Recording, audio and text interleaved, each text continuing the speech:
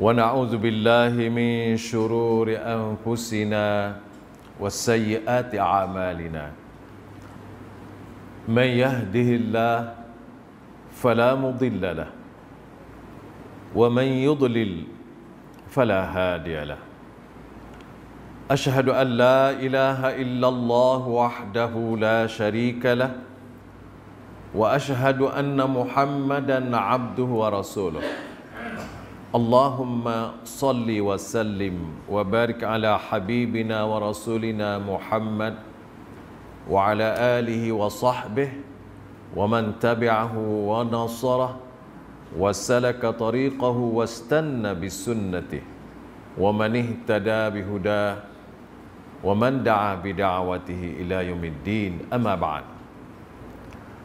Terima kasih Al-Fadhil Ustaz Tuan Imam kita, pengerusi dan ahli-ahli jawatan kuasa masjid, para alim ulama, hadirin hadirat, muslimi muslimat yang dirahmati dan dikasihi Allah Subhanahu wa taala sekalian.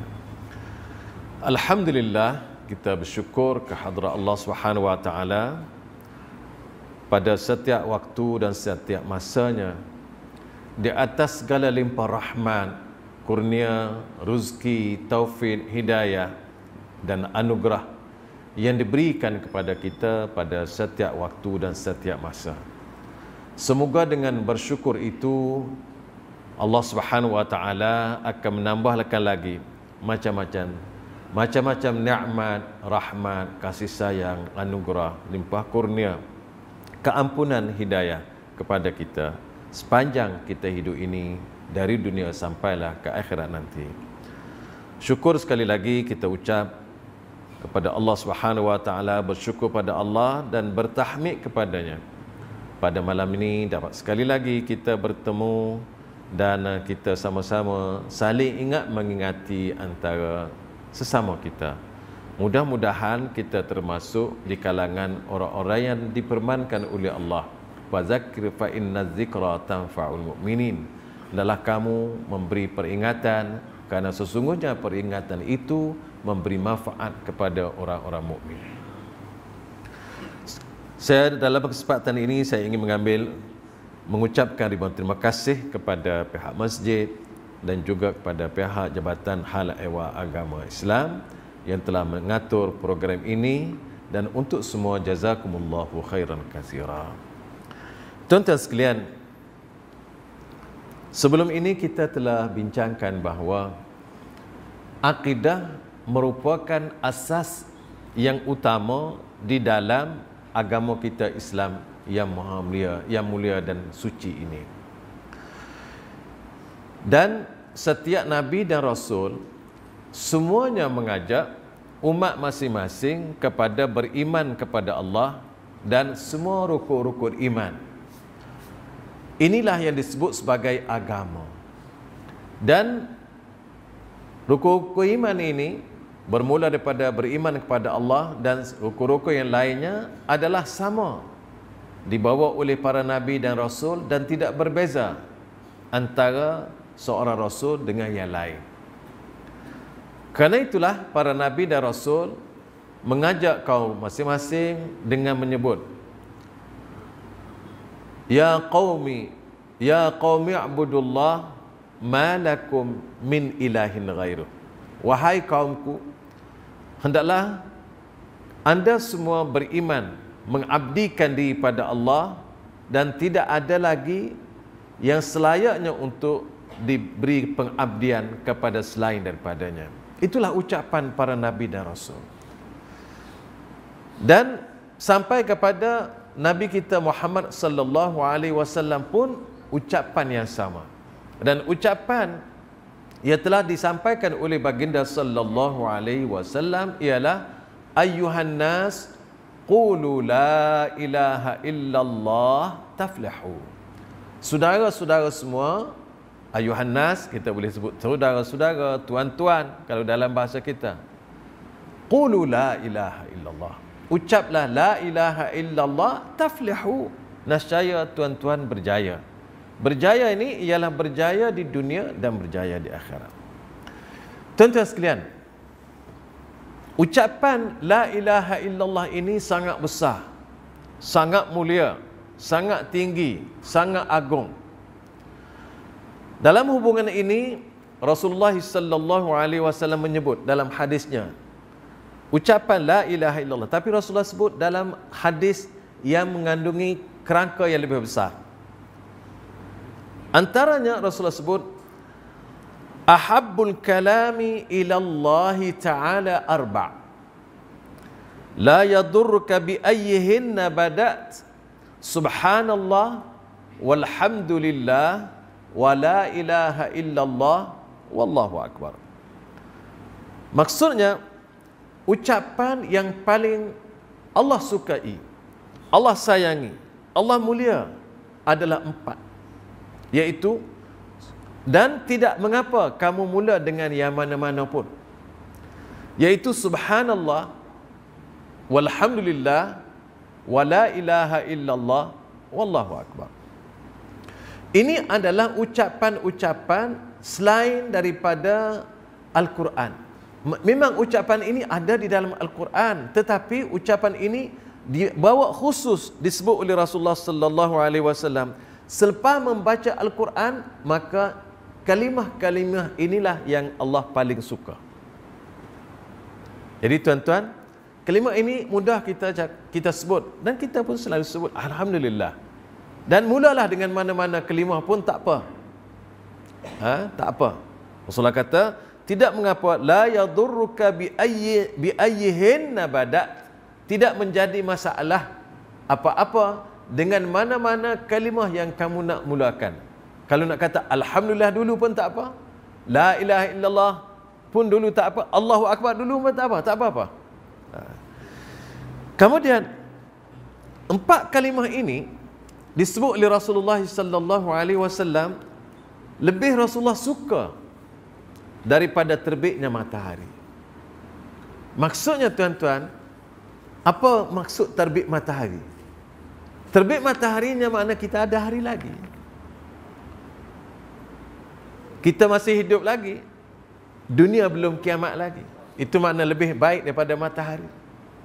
Karena itu tuan-tuan, 4 kalimah ini sangat agung sehingga kalau dibandingkan ada matahari dengan tak ada matahari, maka lebih baik kalimah ini lagi daripada matahari tak terbit.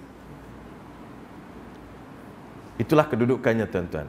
Jadi pada malam ini saya nak pergi secara khusus, nak ambil satu daripada kalimah tersebut, iaitu la ilaha illallah, yang menjadi asas kepada ucapan syahadah kita.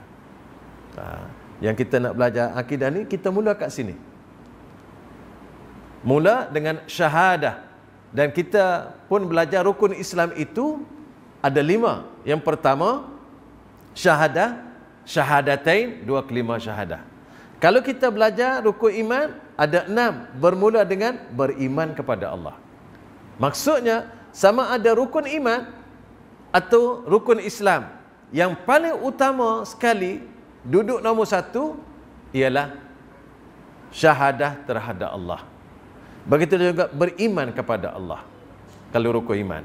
Jadi tuan-tuan, pada malam ini, kita nak tengok secara khusus kedudukan kalimah la ilaha illallah yang menjadi asas di dalam agama kita, yang menjadi asas di dalam agama Islam. Dan dengan kalimah ini orang jadi Islam, kalau tak Islam lagi. Dan dengan kalimah ini orang jadi menambah iman, iman dia akan bertambah. Kalimah tauhid ini tuan-tuan adalah kalimah yang besar, yang agung, yang mulia. Dengan sebab kalimah inilah Allah Subhanahu wa taala mengutus para nabi dan rasul untuk menyampaikan dakwah kepada umat masing-masing. Begitulah juga kitab-kitab dari langit dan suhuf diturunkan kepada nabi-nabi untuk disampaikan kepada mereka dengan sebab kalimah ini. Begitulah juga kita tengok dengan sebab kalimah ini umat manusia di dunia ini terbahagi kepada 2. Ada mukmin, ada kafirin. Dan dengan sebab kalimah inilah ada orang bahagia, ada orang yang tidak bahagia. Ada ahli syurga, ada ahli neraka. Dengan sebab kalimah ini. Dan kalimah ini namanya macam-macam. Ada berbagai nama. Antaranya al-urwatul wusqa. Ikatan yang paling kuat. Tali yang paling kuat. Juga namanya kalimatut taqwa. Kalimah taqwa. Dan begitulah juga namanya al-qaulus sabit, ucapan yang tetap. Namanya lagi al-ahd, janji antara hamba dengan Allah Subhanahu wa taala. Begitulah juga kita tengok kalimah ini merupakan kalimah yang boleh membawa seseorang itu yang mengucapkannya berjaya di dunia dan berjaya di akhirat. Dan dia adalah kalimah syahadah, kunci kepada kebahagiaan, asal agama atau asas agama, dan merupakan intipati dalam agama. Dan kelebihan kalimah ini sangat besar dan tidak terdaya kita menyebutnya. Selain daripada itu, kita melihat Allah Subhanahu wa taala sebut di dalam Al-Quran, syahidallahu annahu la ilaha illahu wal malaikatu wa ulul ilm qa'iman bil qist la ilaha illahu wal azizul hakim. Allah Subhanahu wa taala menyaksi dia sendiri sebagai Allah. Sebelum kita menyaksikan, sebelum malaikat menyaksikan, Allah adalah yang benar, yang melaksanakan kebenaran. Allah bersaksi sendiri. Syahidallah annahu la ilaha illahu. Allah telah bersaksi dengan dirinya sendiri bahawa tidak ada Tuhan yang berhak disembah dengan sebenar-benarnya melainkan Dia. Allah sendiri sebut. Begitu juga penyaksian ini diberikan oleh wal malaikatu, semua para malaikat. Wa ulul ilmi, dan orang-orang yang diberi ilmu, pengetahuan oleh Allah Subhanahu wa taala. Qa'iman bil qist, bersaksi dengan keadilannya. La ilaha illahu, tidak ada Tuhan yang berhak disembah dengan sebenar-benarnya melainkan Dia. Huwal azizul hakim, Dia maha gagah, maha kuat dan maha bijaksana. Inilah tuan-tuan kalimah yang mulia yang menjadi asas kepada kehidupan manusia di dunia ini. Dalam hubungan ini kita melihat bahawa la ilaha illallah adalah inti ataupun asas kepada semua dakwah yang dibawa oleh para nabi dan rasul, sebagaimana dipermankan oleh Allah Subhanahu wa taala, "Wa ma arsalna min qablika min rasulin illa nuhi ilaihi annahu la ilaha illa ana fa'budun." Maksudnya, kami tidak pernah utuskan seorang rasul pun daripada kamu wahai Rasulullah sallallahu alaihi wasallam, kecuali kami memberi wahyu kepada mereka bahawa tidak ada Tuhan yang berhak disembah dengan sebenar-benarnya melainkan aku, yakni Allah. Fa'budun, maka dengan itu hendaklah kamu mengabdikan diri kepadaku. Ayat lain yang sering kita dengar, yang dibaca oleh para asatiza, ulama kita dalam pengajaran mereka, ialah firman Allah, walaqad ba'athna fi kulli ummatir rasula an ya'budullah wajtanibut taghut. Maksudnya, sesungguhnya kami telah utus kepada setiap umat itu seorang rasul. Dan semua para nabi dan rasul yang diutuskan oleh Allah itu mengajak kaumnya dengan berkata, "Ani'budullah." Tuan-tuan semua, sembahlah Allah. Ani'budullah, sembahlah Allah. Mengabdikan dirilah kepada Allah. Wajtanibut taghut, hendaklah tuan-tuan semua menjauhi taghut. Taghut ini adalah kalimah jamak, menunjukkan ramai. Kalau satu, taghiyah, Kalau taghut banyak. Taghut ini ialah ma'ubida min dunillah. Apa-apa yang disembah selain daripada Allah, taghut. Sama ada dia kayu, batu, manusia dan siapa sahaja, jin atau apa-apa sahaja yang manusia sembah selain daripada Allah adalah taghut. Taghut ini adalah tagha, asalnya melampaui had. Seperti air bah dinaik sungai sampai melimpah tebing. Itu tagha. Asalnya melampau. Kemudian kita melihat di sini, kita melihat bahawa Allah Subhanahu wa taala memberitahu kepada kita kelebihan-kelebihan yang ada di dalam kalimah ini. Antara lainnya Allah sebut di dalam Al-Quran bahawa la ilaha illallah adalah nikmat yang terbesar. Kenapa tuan-tuan nikmat terbesar? Sebabnya orang yang mengucap la ilaha illallah, dia adalah orang Islam. Apabila orang Islam ini nikmatnya paling besar, yang tidak ada tolak bandingnya kalau dibandingkan dengan nikmat-nikmat lain. Nikmat-nikmat lain Allah beri semua kepada hambanya. Nikmat hidup Allah beri kepada hambanya, sama ada dia mukmin atau kafir, beriman atau tidak, muslim atau non-muslim, Allah beri belaka. Nikmat hidup, nikmat makan, nikmat sehat, nikmat ada harta, semua Allah beri. Tetapi iman adalah nikmat yang Allah hanya beri kepada orang yang dia nak beri. Allah tak beri semua orang. Kalau Allah beri semua orang, Islam semua orang ni. Tak. Allah beri kepada orang nak beri. Dan ini adalah hak Allah Subhanahu wa taala. Dan ini adalah anugerah yang diberikan oleh Allah kepada mereka yang Allah nak beri. Karena itulah kita, apabila kita ni dilahirkan sebagai orang Islam, alhamdulillah, syukur pada Allah banyak-banyak, kerana Allah telah memilih kita jadi hamba-Nya yang muslim, diberi iman, dan orang yang diberi iman dan Islam ini adalah orang yang Allah kasihi. Biar kita merasai kita ini dikasihi oleh Allah, kita ini disayangi oleh Allah.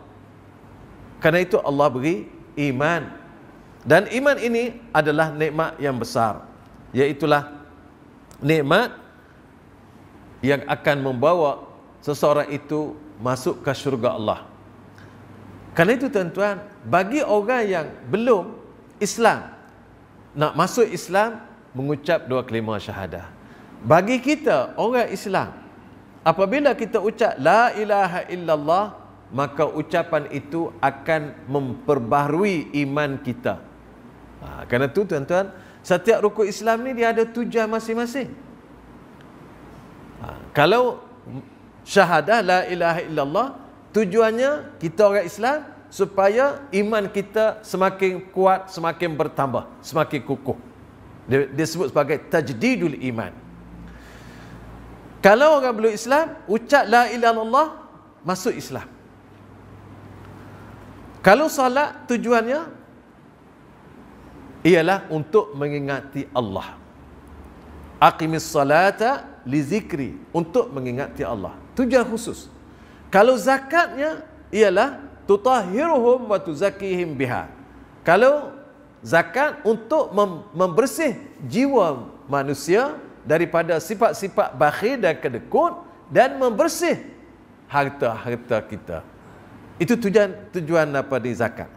Kemudian tujuan puasa pula ialah untuk supaya seseorang mukmin itu mencapai sifat takwa dan tingkatan yang tinggi dalam hidup, iaitu takwa. Sebagaimana firman Allah, ya ayyuhallazina amanu kutiba alaikumus shiyam kama kutiba alal ladzina min qablikum la'allakum tattaqun. Wahai orang beriman, diwajibkan kamu berpuasa dengan sebagaimana diwajibkan ke atas orang sebelum daripada kamu, mudah-mudahan kamu bertakwa. Tuan-tuan sekalian, selain daripada itu, kita melihat Allah Subhanahu wa taala menyebut kalimah at-tauhid ini adalah kalimah takwa. Kalimah takwa. Kalimah taqwa. Allah Subhanahu wa taala sebut wa alzamahum kalimat taqwa wa kanu ahaqqa biha wa ahlaha. Allah jadikan kalimah taqwa ini sebagai kalimah yang mulia dan tinggi di sisi Allah Subhanahu wa taala. Tuan-tuan sekalian, saya nak sebut beberapa hadis kelebihan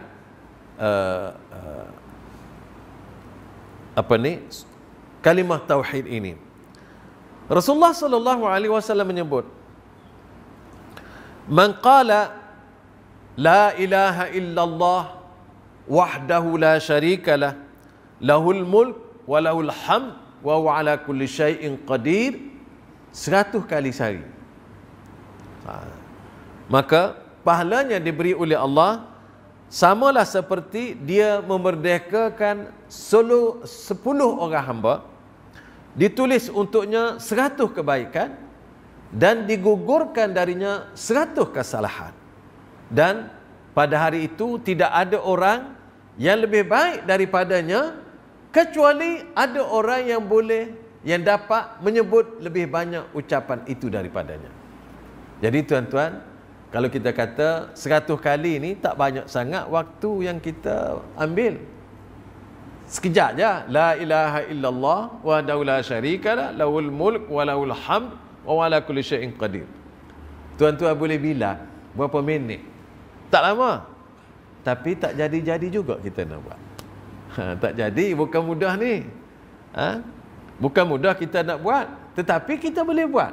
Kalau Allah Subhanahu wa taala dorong kita, Allah Subhanahu wa taala beri kekuatan kepada kita. Begitu juga Rasulullah sallallahu alaihi wasallam sebut, la ilaha illallah adalah ucapan paling utama, paling mulia yang diucapkan oleh baginda sendiri dan para nabi ridwanullahu alaihim ajma'in. Ini ucapan paling utama. Sebagaimana Rasulullah sallallahu alaihi wasallam sebut, afdalu ma qultu ana wan nabiyyuna aisyata arafah. Ucapan yang aku ucap dan para nabi semua ucap yang paling utama pada siang hari Arafah, la ilaha illallah wahdahu la syarikalah, lahul mulk wa lahul hamd wa huwa ala kulli syai'in qadir.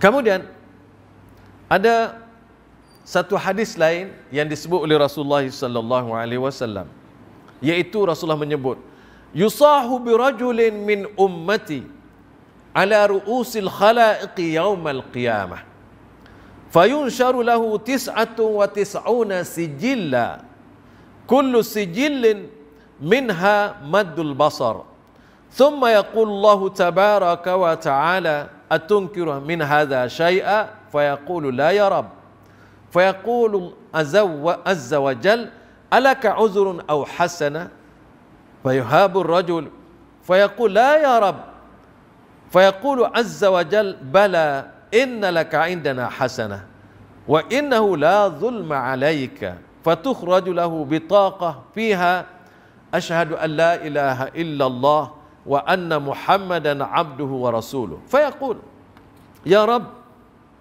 ma hadhihi bitaqah ma'a hadhihi sijillat fayaqul innaka la tuzlam fatuda'u sijillat fi kiffah wal bitaqatu fi kiffah fatashat as-sijillat wa thaqulatil bitaqah.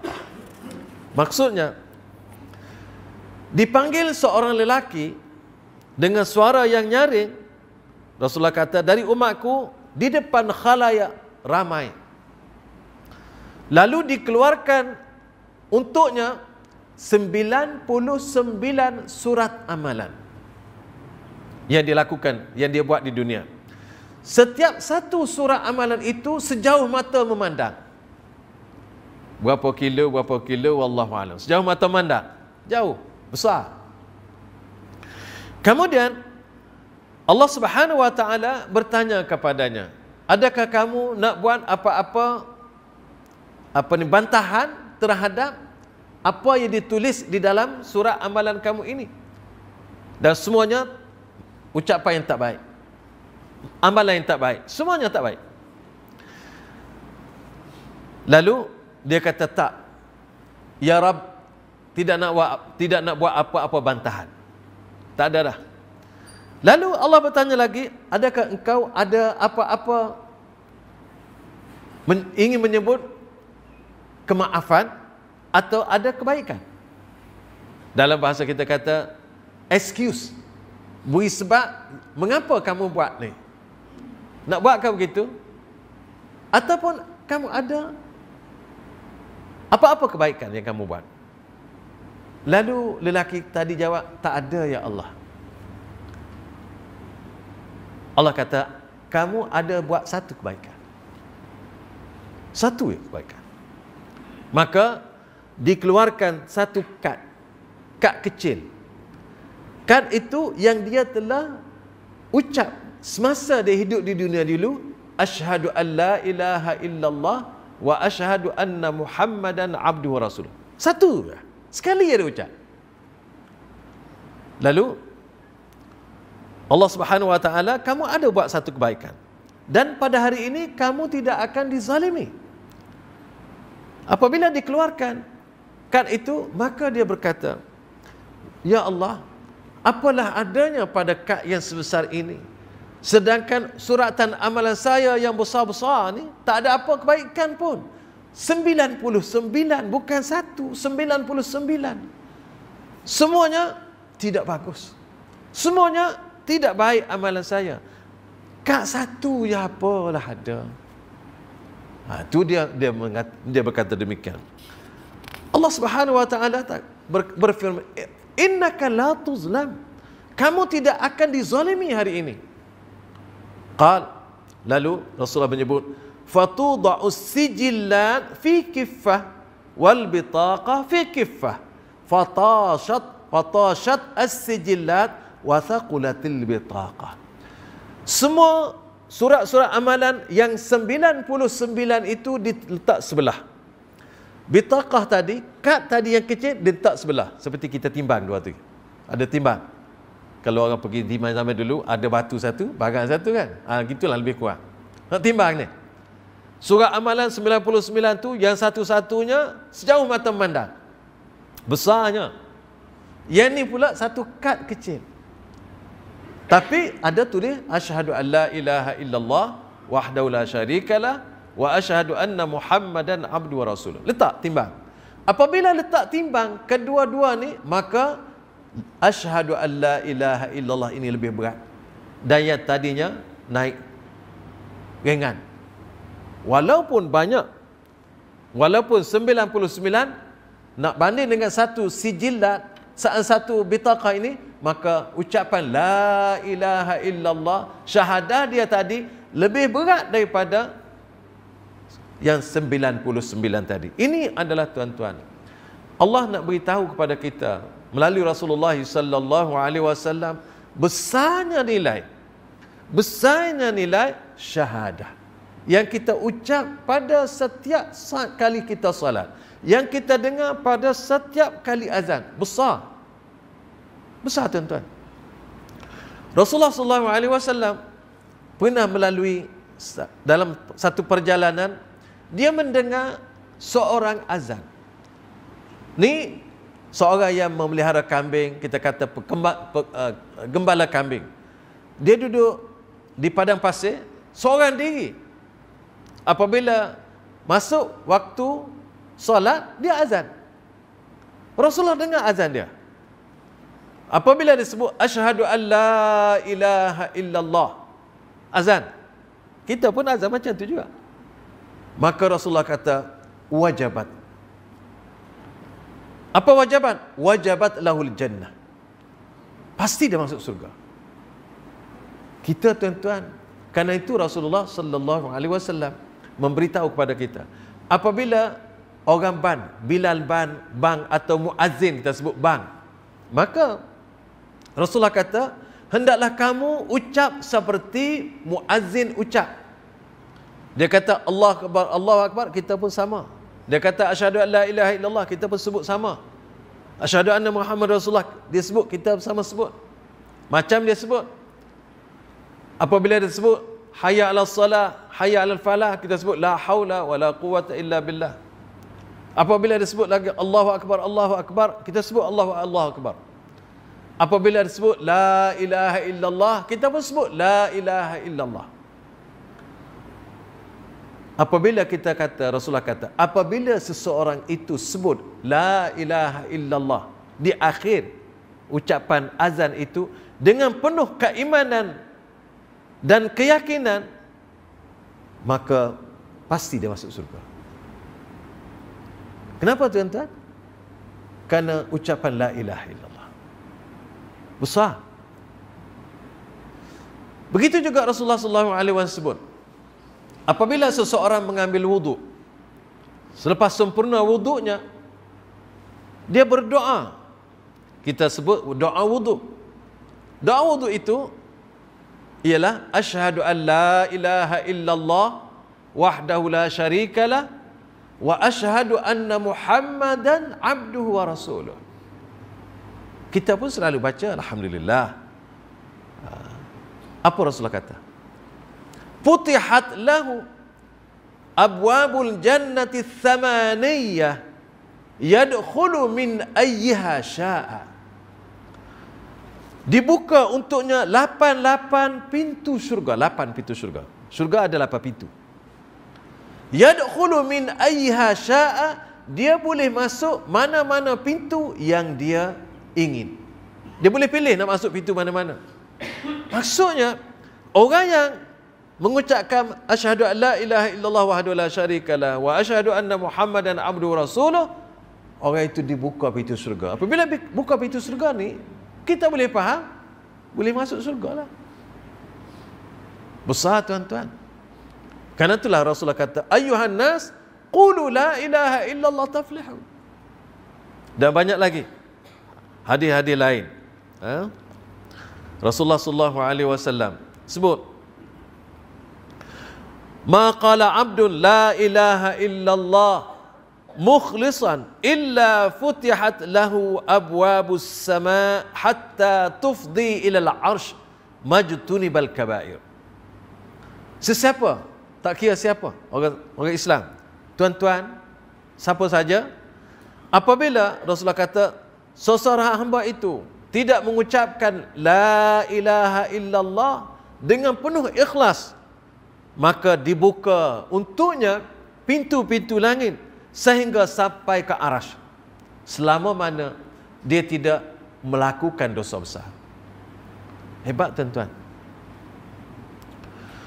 Begitulah juga Rasulullah sallallahu alaihi wasallam sebut, inna Allah harrama 'alan nar man qala la ilaha illallah yabtaghi bidzalika wajhullah. Sesiapa yang ucap la ilaha illallah, maka Allah haram kepada neraka memakannya. Allah haram orang tu masuk neraka, tak boleh masuk neraka. Yabtaghi bidzalika wajhullah, kalau sekiranya dia ucap tadi semata-mata untuk mencapai redha Allah.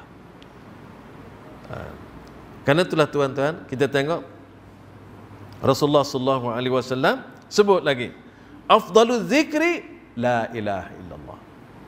Zikir yang paling utama adalah la ilaha illallah, wa afdalud du'a alhamdulillah. Dan doa yang paling afdal adalah alhamdulillah. Karena itu tuan-tuan, kita nak berzikir pada Allah, gunalah sebut la ilaha illallah. Dan kalau kita nak berdoa, mulakanlah dengan alhamdulillah dan selawat pada Rasulullah sallallahu alaihi wasallam.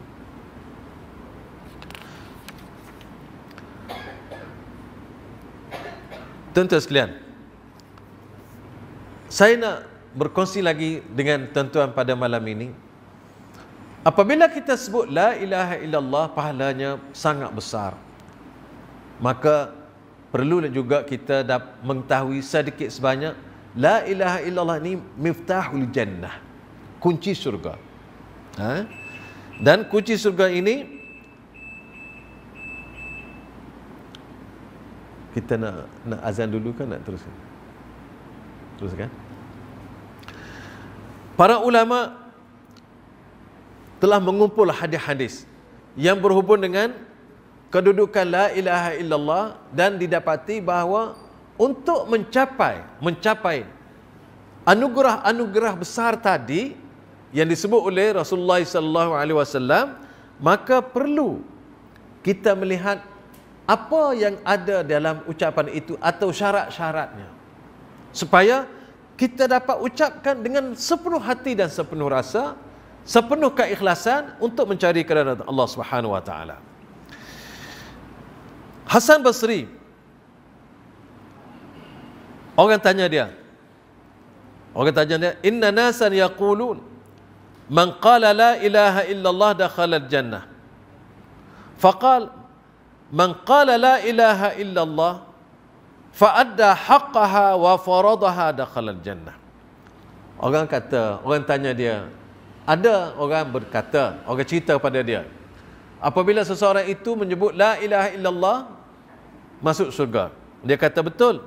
Apabila dia menunaikan hak ucapan la ilaha illallah, keperduannya, pasti dia masuk surga.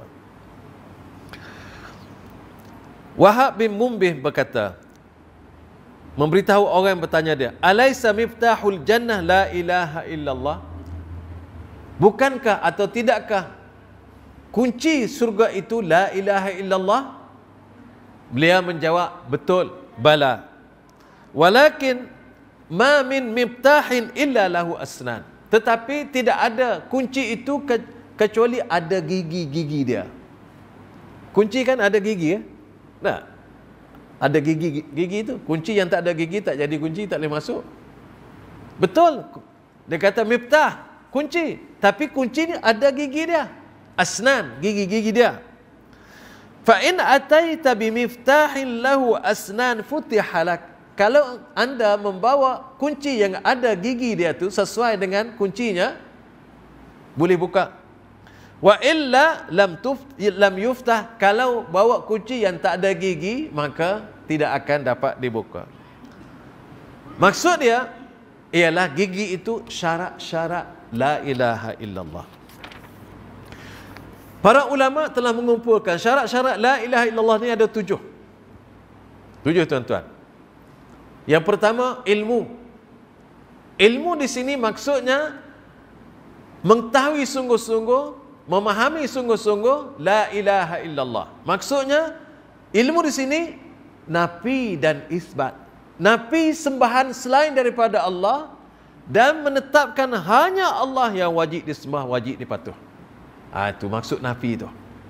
Buang segala-gala yang selain daripada Allah, hanya menyembah Allah Subhanahu wa taala jua. Satu. Yang kedua, yakin. Yakin betul dengan Allah Subhanahu wa taala. Yakin betul dengan ucapan tadi. Jangan ragu walau sedikit pun. Yakin dengan Allah, yakin dengan ucapan, yakin dengan apa yang disebut, diucap tadi, dan tidak ada sedikit pun keraguan dalam hati, dalam jiwa. Itu kedua. Ketiga, sebut tadi dengan penuh ikhlas kerana Allah Subhanahu wa taala, dan tidak ada perkara-perkara lain seperti riya, ujub ataupun sum'ah. Tak ada. Ikhlas mencari keridhaan Allah Subhanahu wa taala. Yang keempat, as-sidq. Sebut dengan benar. Sebut dengan sungguh-sungguh benar. Dan tidak ada sedikit pun pembohongan. Ada orang sebut la ilaha illallah tapi bohong. Seperti orang-orang golongan munafikin di zaman Rasulullah. Sebut la ilaha illallah Muhammad Rasulullah, dalam hatinya tidak beriman. Itu nak sidq, benar-benar. Al-mahabbah, kasih sayang, kasih sungguh pada Allah. Kasih pada kalimah ini, kasih pada kalimah ini bermakna kasih kepada Allah. Kasih kepada Allah mengatasi kasih kepada yang lain-lainnya. Hatta diri kita sendiri, hatta keluarga kita. Maksudnya kasih kepada Allah lebih tinggi daripada kasih kepada yang lain-lain di dunia ini. Kemudian al-inqiyad, patuh, tunduk, patuh, kepatuhan yang tidak berbelah bagi kepada Allah Subhanahu wa taala, dan tidak meninggalkan apa yang disuruh oleh Allah Subhanahu wa taala, malah melaksanakan titah perintah Allah mengikut kemampuan daya yang ada kepada seseorang. Dan yang ketujuh, al-qabul, terima sepenuh hati, sepenuh jiwa, terima dengan sepenuh-penuhnya ucapan la ilaha illallah, supaya penerimaan tadi datang dengan penuh keikhlasan dan penuh penerimaan yang tidak ada sedikit pun penolakan. Ini adalah 7 syarat yang disebut, dikumpul oleh para ulama berdasarkan Al-Quran dan hadis-hadis yang sahih. Saya tak baca ayat Quran, tak baca hadis untuk menyatakan ini. Tetapi sekadar saya nak berkongsi dengan tuan-tuan, ucapan la ilaha illallah ini besar. Ucapan la ilaha illallah ini bukan mudah untuk mencapai apa yang disebut tadi. Namun kita tidak wajib hafaz. Tidak wajib hafaz 7 syarat tadi, tetapi perlu kita sama-sama tahu. Sama-sama tahu supaya dapat kita laksanakan ucapan tadi dan berarti kepada kita. Berarti tuan-tuan. Karena itulah Rasulullah SAW sebut dalam banyak hadis, antaranya man kana akhiru kalamihi la ilaha illallah dakhalal jannah. Sesiapa yang ucapan terakhir sebelum dia meninggal dunia la ilaha illallah, dijamin masuk syurga. Tapi tuan-tuan, adakah seseorang itu dapat mengucap atau sebaliknya? Bergantung kepada hidupnya, bergantung kepada amalannya, bergantung kepada keyakinannya, bergantung kepada kasihnya dia kepada Allah, bergantung kepada dia membenar, bergantung kepada keikhlasannya, dan bergantung kepada ilmunya. Ada tuan-tuan orang yang dekat-dekat dia nak meninggal dunia, dia boleh ucap la ilaha illallah. Ada orang tak dapat. Kalau kita baca kitab-kitab para ulama dulu, ada orang yang lupa kepada Allah, hidup dia dengan urusan-urusan hidup harian dia. Apabila dia ajar la ilaha illallah, qul la ilaha illallah, ni orang-orang Arab ni cerita dalam kitab-kitab Arab, qul la ilaha illallah, dia kata aku tak tahu apa ni, aku tak tahu apa la ilaha illallah, tak mau dia. Ada orang yang disebut, ada orang yang baik-baik, apabila dekat mati, ada diceritakan orang yang sentiasa duduk dalam iman, ya. Apabila seorang pemuda ni dia berlaku aksiden, dia adalah orang yang duduk sebuah kampung yang mengambil berat tentang kampung dia. Orang susah, orang yang perlu kepada bantuan, dia tolong, dan dia juga mengajar Quran. Apabila dia berlaku aksiden, maka orang tolong dia, tapi dalam keadaan parah, sakit tadi, masih baca Quran atas nilai masing-masing, dan sampai ke hospital, meninggal dunia. Sebelum meninggal dunia masih baca Quran. Tengok, semuanya ini adalah berlaku mengikut kehidupan orang. Allah letak seseorang itu mengikut keadaan masing-masing. Dia nak apa di dunia ini? Kalau dia nak beriman kepada Allah, dia betul-betul ikhlas, Allah dorong dia, Allah bagi dia. Kalau dia tak peduli, Allah pun tidak peduli. Karena itu Rasulullah SAW meriwayatkan hadis qudsi, Allah Subhanahu wa taala berfirman, ana inda zanni abdi bi. Aku ikut hambaku, letak aku bagaimana hubungan dengan dia. Kita betul-betul, kita letak hubungan macam mana kita dengan Allah?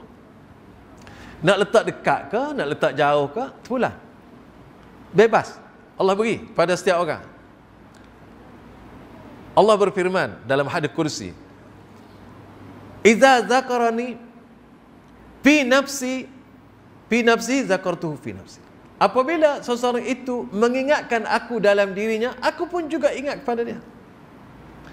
Apabila dia sebut mengingatkan aku di khalayak ramai, aku akan ingat kepadanya, menyebutnya di khalayak yang lebih ramai daripada khalayak dia. Allah sambung lagi dalam hadis kursi sebagaimana Rasulullah sallallahu alaihi wasallam, kalau sekiranya dia datang kepadaku sejengkal, aku akan datang ke hasta. Bandingannya lebih Allah pada hambanya. Kalau dia datang kepadaku sehasta, aku pergi kepadanya sedepa. Kalau dia berjalan datang kepadaku, aku berlari kepadanya. Ini bandingan-bandingan yang Allah Subhanahu wa taala sebut di dalam hadis kursi tentang hubungan makhluk Allah dengan makhluk dan makhluk dengan Allah. Terpulang kepada sesiapa yang hidup di dunia ini, bagaimana dia nak letak hubungan dia dengan Allah. Nak letak dekat ke atau bagaimana? Terpulang. Hasilnya dia akan dapat sendiri. Karena itulah tuan-tuan, kita sebagai orang Muslim, sebagai orang diberi iman oleh Allah Subhanahu wa taala, biarlah kita meletakkan diri kita betul-betul mendekati Allah Subhanahu wa taala, dan Allah Subhanahu wa taala akan memberi perhatian kepada kita. Tuan-tuan, apabila kita berbuat sesuatu, Allah tetap melihat. Apabila kita bercakap, Allah tetap mendengar apa yang kita ucapkan. Dan apabila kita diam, Allah tahu apa yang kita diam itu. Tak boleh nak lari. Daripada kita duduk jauh dengan Allah, baiklah kita mendekatkan diri dengan Allah Subhanahu wa taala supaya kita tergolong di kalangan orang-orang yang muqarrabi, insya-Allah, dan orang yang mengikut jejak Nabi kita sallallahu alaihi wasallam, juga para sahabat yang telah bersahabat dengan Rasulullah sallallahu alaihi wasallam dan menyampaikan ilmu itu kepada orang yang kemudian. Tuan-tuan sekalian, saya rasa setakat itulah perkongsian kita pada malam ini, dan insya-Allah kalau diizinkan Allah kita akan bertemu lagi pada waktu yang lain. Apa yang saya sampaikan tadi, kalau benar ia adalah daripada Allah dan taufik daripadanya. Kalau salah, itu adalah kelemahan saya dan kekurangan saya, dan saya memohon keampunan dengan Allah Subhanahu wa taala, dan kemudian meminta maaf dengan tuan-tuan sekalian kalau ada salah silap daripada saya. Dan sekali lagi saya ucap terima kasih kepada pengerusi dan ahli-ahli jawatan kuasa masjid, dan tuan-tuan, puan-puan, hadirin hadirat yang memberi ruang kepada saya pada malam ini, dan begitu juga tidak lupa kepada pejabat agama, pejabat ahli-ehwal agama yang mengatur susun program kita pada malam ini. Untuk semua saya ucapkan jazakumullahu khairan katsira. Hadza wa qulna wassalamu alaikum warahmatullahi wabarakatuh.